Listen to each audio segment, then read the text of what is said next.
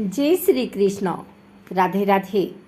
आइए सुनते हैं पाप मोचनी एकादशी की कथा। अर्जुन ने कहा, हे कमल नयन, मैं ज्यों-ज्यों एकादशियों के व्रतों की कथाएं सुन रहा हूँ, त्यों-त्यों अन्य एकादशियों के व्रतों की कथाएं सुनने की मेरी जिज्ञासा बढ़ती ही जा रही है। हे मधुसूदन, अब कृपा कर आप चैत्र माह के कृष्ण पक्ष की एकादशी के विषय में बतलाइए। इस एकादशी का क्या नाम है, इसमें कौन से देवता का पूजन किया जाता है तथा इस व्रत का क्या विधान है। हे श्री कृष्ण, यह सब आप मुझसे विस्तार पूर्वक बताने की कृपा करें। भगवान श्री कृष्ण ने कहा, हे अर्जुन, एक बार यही प्रश्न पृथ्वीपति मांधाता ने लोमस ऋषि से किया था। जो कुछ लोमस ऋषि ने राजा मांधाता को बताया था वही मैं तुमसे कह रहा हूँ। राजा मांधाता ने धर्म के गुहात्म रहस्यों के ज्ञाता महर्षि लोमस से पूछा, हे ऋषि श्रेष्ठ, मनुष्य के पापों का मोचन किस प्रकार संभव है? कृपा कर कोई ऐसा सरल उपाय बताएं जिससे सहज ही पापों से छुटकारा मिल जाए। महर्षि लोमस ने कहा, हे नृपति, चैत्र मास के कृष्ण पक्ष की एकादशी का नाम पाप मोचनी एकादशी है। उसके व्रत के प्रभाव से मनुष्य के अनेक पाप नष्ट हो जाते हैं। मैं तुम्हें इस व्रत की कथा सुनाता हूँ, ध्यान पूर्वक श्रवण करो। प्राचीन समय में चैत्र रथ नामक एक वन था। उसमें अप्सराएं किन्नरों के साथ विहार किया करती थी। वहाँ सदैव बसंत का मौसम रहता था, अर्थात उस जगह सदा नाना प्रकार के पुष्प खिले रहते थे। कभी गंधर्व कन्याएं विहार किया करती थी, कभी देवेंद्र अन्य देवताओं के साथ क्रीड़ा किया करती थी। उसी वन में मेधावी नाम के एक ऋषि भी तपस्या में लीन रहते थे। वे शिव भक्त थे।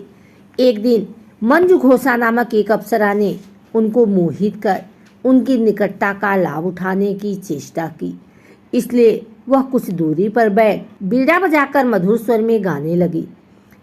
उसी समय शिवभक्त महर्षि मेधावी को कामदेव भी जीतने का प्रयास करने लगे।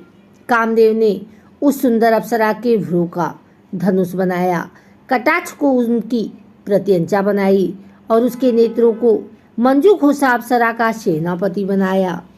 इस तरह कामदेव अपने शत्रु भक्त को जीतने को तैयार हुआ।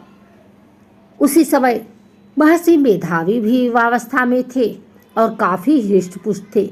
उन्होंने यज्ञोपवीत तथा दंड धारण कर रखा था। वे दूसरे कामदेव के समान प्रतीत हो रहे थे। उस मुनि को देखकर कामदेव के वश में हुई मंजुघोषा ने धीरे धीरे मधुर बाणी से बीड़ा पर गायन शुरू किया तो महर्षि मेधावी भी मंजुघोषा के मधुर गाने पर तथा उसके सौंदर्य पर मोहित हो गए। वह अप्सरा मेधावी मुनि को कामदेव से पीड़ित जानकर उनसे आलिंगन करने लगी। महर्षि मेधावी उसके सौंदर्य पर मोहित होकर शिव रहस्य को भूल गए और काम के वशीभूत होकर उसके साथ रमण करने लगे। काम के वशीभूत होने के कारण मुनि को उस समय दिन रात का कुछ भी ज्ञान न रहा और काफी समय तक वे रमण करते रहे। तदुपरांत मंजुघोषा उस मुनि से बोली, हे ऋषिवर, अब मुझे बहुत समय हो गया है, अतः स्वर्ग जाने की आज्ञा दीजिए।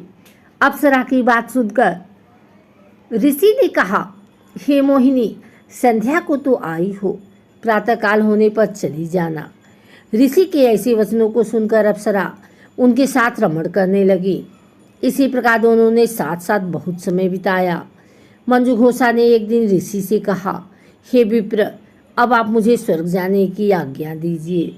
मुनि ने इस बार भी वही कहा, हे रूपसी, अभी ज़्यादा समय व्यतीत नहीं हुआ है, कुछ समय और ठहरो।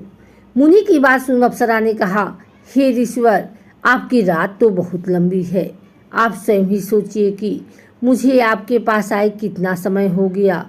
अब और ज़्यादा समय तक ठहरना क्या उचित है? अप्सरा की बात सुन मुनि को समय का बोध हुआ और वह गंभीरतापूर्वक विचार करने लगे।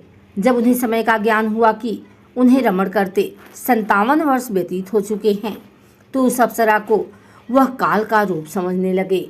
इतना ज़्यादा समय भोग विलास में व्यर्थ चला जाने पर उन्हें बड़ा क्रोध आया।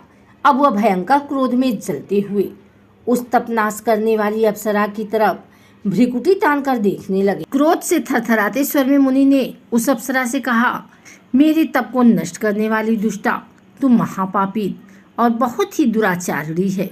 तुझ पर अधिकार है, अब तू मेरे श्राप से प्रेतनी बन जा। मुनि के क्रोधयुक्त श्राप से वह अप्सरा प्रेतनी बन गई। यह देख वह व्यथित होकर बोली, हे ईश्वर, अब मुझ पर क्रोध त्याग कर प्रसन्न होइए और कृपा कर बताइए कि इस श्राप का निवारण किस प्रकार होगा। विद्यमानों ने कहा है, साधुओं की संगत अच्छा फल देने वाली होती है और आपके साथ तो मेरे बहुत वर्ष व्यतीत हुए हैं, अतः अब आप मुझ पर प्रसन्न हो जाइए। अन्यथा लोग कहेंगे कि एक पुण्य आत्मा के साथ रहने पर मंजू घोषा को प्रेतनी बनना पड़ा। मंजू घोषा की बात सुनकर मुनि को अपने क्रोध पर अत्यंत ग्लानि हुई, साथ ही अपनी अपकीर्ति का भय भी हुआ। अतः प्रेतनी बनी मंजू घोषा से मुनि ने कहा, तूने मेरा बड़ा पूरा किया है, किंतु फिर भी मैं तुझे इस श्राप से मुक्ति का उपाय बतलाता हूँ। चैत्र मास के कृष्ण पक्ष की जो एकादशी है उसका नाम पाप मोचनी है। उस एकादशी का उपवास करने से तेरी प्रेतनी की देह भी मुक्ति मिल जाएगी। ऐसा कहकर मुनि ने उसको व्रत का संविधान समझा दिया। फिर अपने पापों का प्रायश्चित करने के लिए वे अपने पिता च्यवन ऋषि के पास गए। च्यवन ऋषि ने अपने पुत्र मेधावी को देखकर कहा, हे पुत्र, ऐसा क्या किया है तूने कि तेरे सभी तप नष्ट हो गए हैं, जिससे तुम्हारा समस्त तेज मलिन हो गया है। मेधावी मुनि ने लज्जा से अपना सिर झुकाकर कहा, पिताश्री, मैंने एक अप्सरा से रमण करके बहुत बड़ा पाप किया है। इसी पाप के कारण संभवतः मेरा सारा तेज और मेरे तप नष्ट हो गए हैं। कृपा करके आप इस पाप से छूटने का उपाय बतलाइए। ऋषि ने कहा, हे पुत्र, तुम चैत्र माह की कृष्ण पक्ष की पाप मोचनी एकादशी का विधि तथा भक्तिपूर्वक उपवास करो। इससे तुम्हारे सभी पाप नष्ट हो जाएंगे। अपने पिता च्यवन ऋषि के वचनों को सुनकर मेधावी मुनि ने पाप मोचनी एकादशी का विधि पूर्वक व्रत किया। उसके प्रभाव से उनके सभी पाप नष्ट हो गए। मंजू घोषा अप्सरा भी पाप मोचनी एकादशी का उपवास करने से प्रेतनी की देह से छूट गई और पुनः अपना सुंदर रूप धारण कर स्वर्गलोक चली गई। लोमस मुनि ने कहा, हे राजन, इस पाप मोचनी एकादशी के प्रभाव से समस्त पाप नष्ट हो जाते हैं। इस एकादशी की कथा के श्रवण और पठन से 1000 गोदान करने का फल प्राप्त होता है। इस उपवास के करने से दूसरों की हानि पहुंचाने वाले, स्वर चुराने वाले, अगम्यागमन करने वाले आदि भयंकर पाप नष्ट हो जाते हैं और अंत में स्वर्गलोक की प्राप्ति होती है। इस कथा से स्पष्ट विदित है कि शारीरिक आकर्षण ज़्यादा समय तक नहीं रहता। शारीरिक सौंदर्य के लोभ में पड़कर मेधावी मुनि अपने तप संकल्प को भूल गए। यह भयंकर पाप माना जाता है, परंतु भगवान श्री हरि की पाप मोचनी शक्ति इस भयंकर पाप कर्म से भी सहज ही मुक्ति दिलाने में सक्षम है। जो मनुष्य सत्कर्मों का संकल्प करने के बाद लोभ, लालच और भोग विलास के वशीभूत होकर अपने संकल्प को भूल जाते हैं, वे घोर नरक के भागी बनते हैं।